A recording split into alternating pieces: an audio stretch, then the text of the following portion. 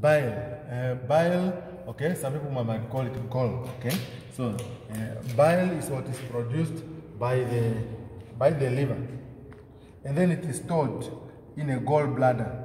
So it's a bladder that stores gall. Gall is greenish. That's that thing which is having salt. It helps to emulsify fat. Emulsify fat. So when the fat is going to come here in the duodenum, the bile will be released from the gallbladder slowly. When it's released, the enzymes will be released from the pancreas. They mix, then the enzyme will find the lipase emulsified already by the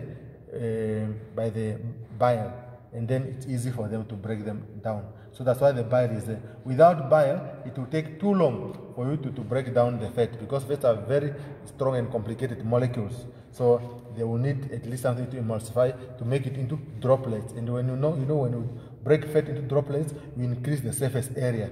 And with the surface area, enzymes can break them down much faster. Okay, that is with the bile. And then let's go to the absorption. Absorption, this one takes place in two places, in the ileum and in the colon. So in the ileum, absorption here takes place is of basically three substances.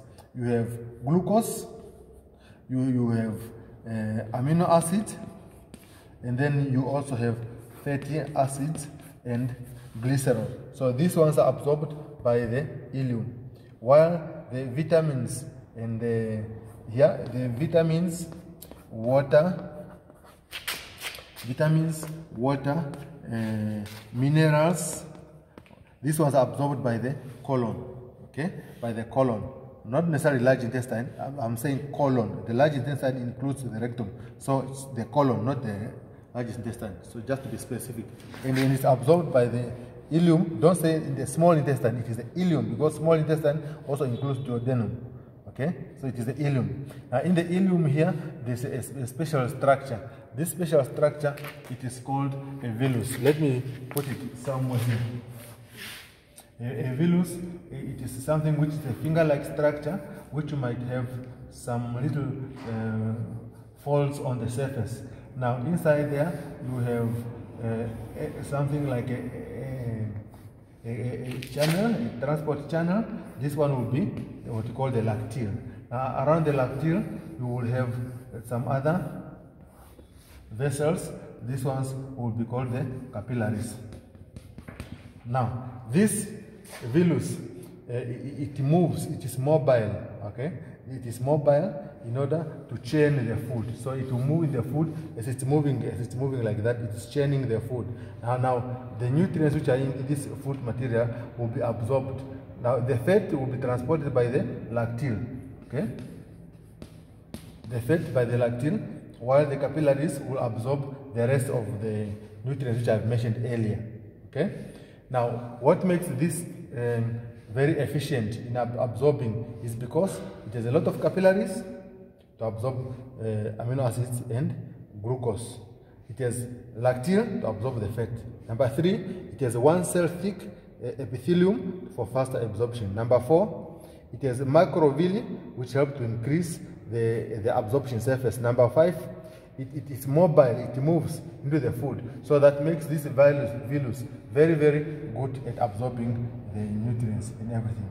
Now here, whatever is being absorbed here is through active transport. Now, when you go to the colon, we only have, we said vitamins, water, and minerals. Here is passive transport here. Okay, so that is with the absorption. Now let's talk about the hepatic portal vein. Where is the hepatic portal vein? Hepatic portal vein, there is a vein that goes to the, there are 3 blood vessels connected to the liver. One is a hepatic portal vein, which comes from the colon and the ileum to transport the nutrients to the liver. There's a vein which takes away blood from the liver to the heart. There's an artery which brings blood. So these are all called hepatic. So you have a hepatic artery, hepatic vein, then hepatic portal vein. This one transports nutrients so that they can be processed further by the liver and detoxified if there's anything, okay, in the absorbed material. Okay, so that is with the hepatic portal vein. Now the liver metabolism here, the metabolism of glucose. Let me explain glucose. With the glucose is normally controlled, okay, so that it does not go too high or too low. When you have too much glucose, it is converted to glycogen, and this glycogen is going to be stored by the liver, and the liver will draw it again, change it to glucose when you need energy again. Okay, it's a way of storing energy for a short period of time so that you don't waste it. Glycogen is less soluble while glucose is soluble. Glycogen is a bit more complicated, it's more like a starch, but it can store for a long period of time. Glucose is a fuel. Once it remains there in the blood, it will be used up and then it can easily go to waste. So it is better to be stored. Okay? Then you have again amino acids. Amino acids are converted, are broken down, okay, because they are not stored. They are not stored. Amino acids are not stored. Many are used up by the body to make proteins and other things, but some of them are going to be converted to some other substances, like the liver can convert them to ammonia, all right, which is a dangerous gas. Now, if you keep this one, you can die. So you don't want this in your blood system, so your liver convert it to something which is safer. Although urea is also dangerous, but it is safer than ammonia. So it converts it to urea. Now this urea is now what you convert to urine. Now when you urinate, you are actually removing urea from your body, which is poisonous also, okay? Now, during this process of converting ammonia to urea, or amino acids to urea, okay, there's a process called deamination. Deamination. Now, with deamination, so you have ammonia being broken down into two substances, okay? Ammonia, so you have the carboxyl, okay, carboxyl part, and then you have the amino part, okay? So the carboxyl will form carbohydrates to give you energy. That's why we don't use protein to say they give us energy, neither amino to say give us energy.